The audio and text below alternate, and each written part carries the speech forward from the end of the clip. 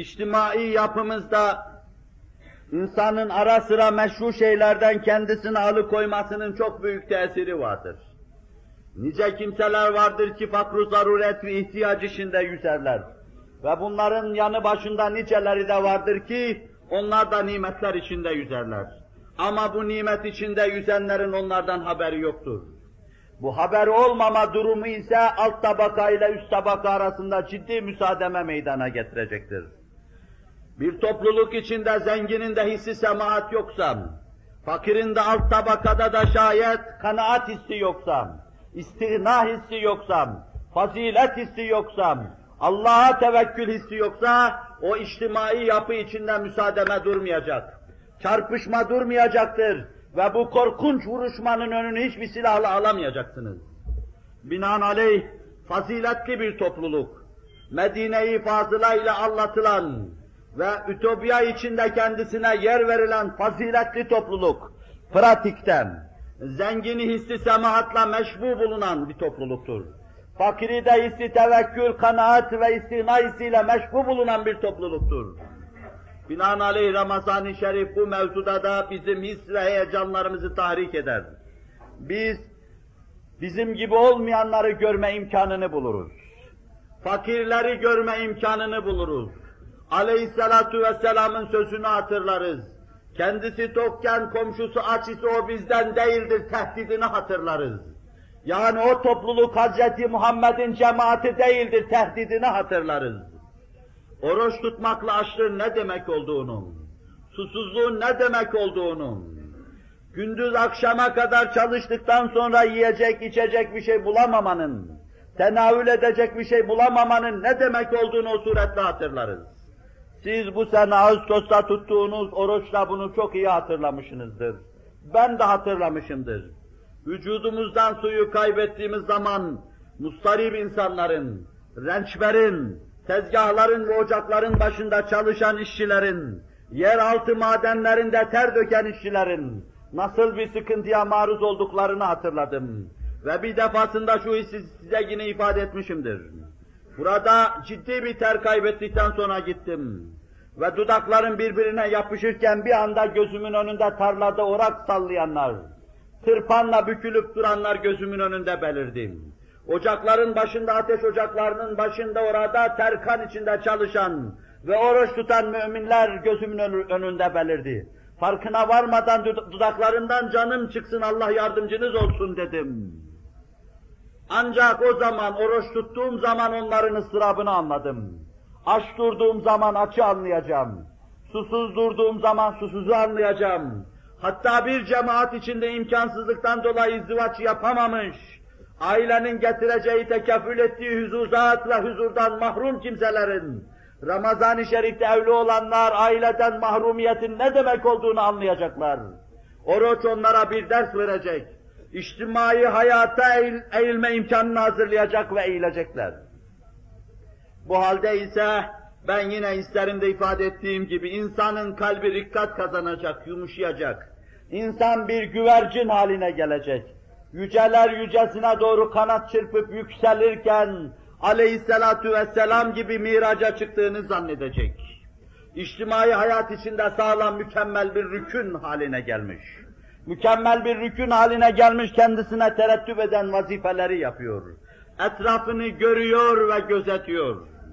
Onun içindir ki 2-3 ayetle orucun farziyetini anlattıktan sonra incelmiş, dikkat kazanmış, gönlü şefkatle dolmuş ve duyguları gayet yücelmiş insanın Rabbin huzuruna çıkışını, bu orada Rabbisine münacat edişini ve Rabbin o duaya icabet buyuruşunu dua ayetiyle ifade etmektedir.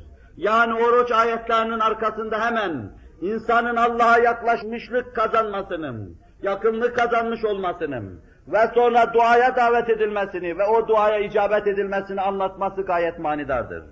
Oruç ayetlerinin sonunda وَاِذَا سَأَلَكَ عِبَادِي عَنِّي فَاِنِّي قَرِيبٌ Habibi Zişanım, şanı yüce kullarım beni sana soracaklar. وَاِذَا سَأَلَكَ عِبَادِ عَنِّي فَاِنِّي قَرِيبٌ De ki ben onlara yakınım. Ben onlara çok yakınım. Vaka buna ayrı esbab-ı nüzulden bir şey gösterilir. Fakat oruç ayetlerinin arkasında, altında olması gayet manidardır. Ucibu daveted da'i izâ da'anim. Ben bana çağrıda, duada bulunan, yalvaran, yakaran, el açan, dileyen ve dilenenin duasına icabet ederim.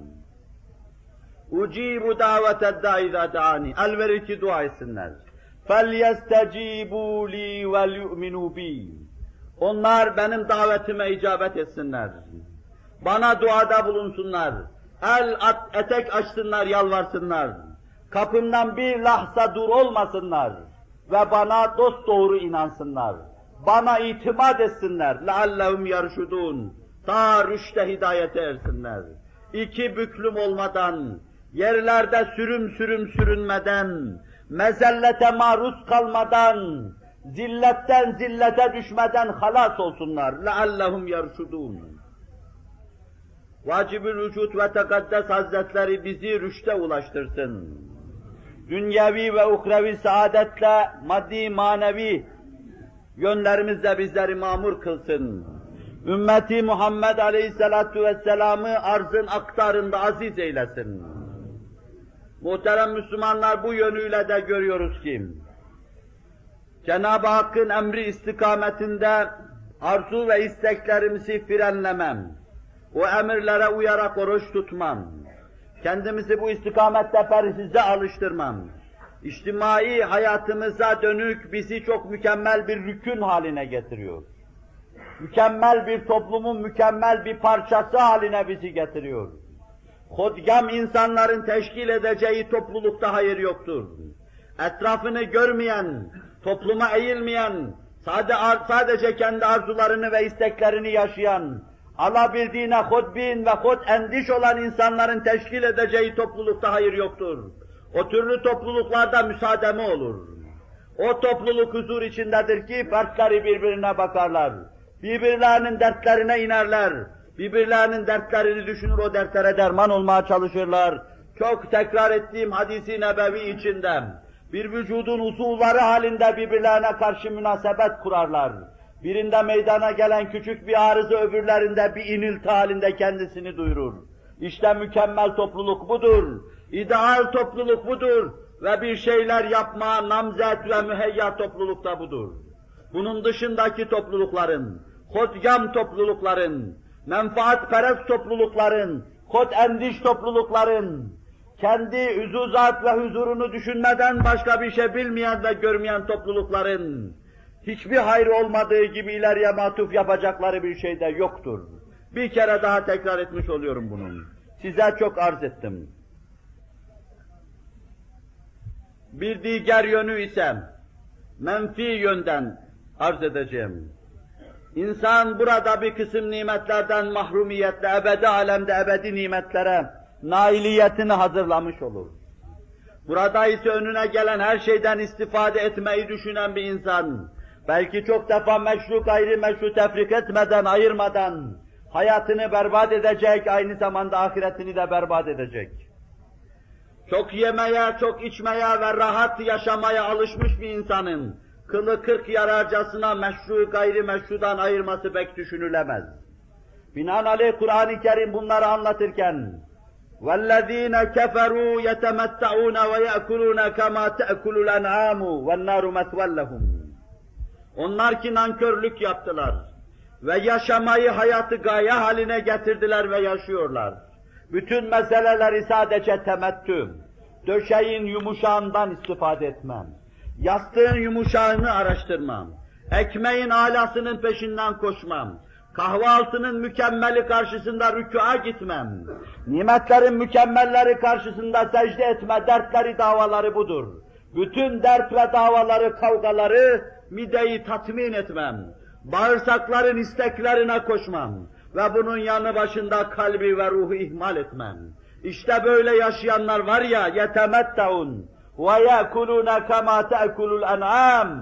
Tıpkı behaim gibi yer ve içerler. Önlerine konanın meşru gayrimeşru olmasına bakmazlar. Helal haram demeden her şeyi bağışlayın, abur cubur yutarlar. Faiz yutarlar, rüşvet yutarlar, spekülatif faaliyetlerin neticesi semeratı yutarlar. ticari ahlaksızlık yaparlar, bağışlayın, onun neticesini yutarlar. يَأْكُلُونَ كَمَا تَأْكُلُ الْاَنْعَامِ Behaim gibi yer ve içerler. وَالنَّارُ مَسْوًا لَهُمْ Varacakları yer, dayanacakları yer cehennemdir buyuruyor Allah Celle Celaluhu. Binaenaleyh biz aç durmanın, susuz durmanın bize kazandırdığı faziletle gösteriyoruz ki, iradenin hakkını vererek, iradenin davasıyla zuhur ederek arz-ı endam eden bizler, değil harama el uzatmak, şüpheli şeyler içine girmek, mubahtan dahi kat'i alaka ediyoruz. Haram bizim semti nasutiyetimize sokulamaz. Şüpheli şey evlerimizin içine giremez, nasıl girer ki? Biz çok defa meşru şeylerden dahi el ve eteğimizi çekiyoruz.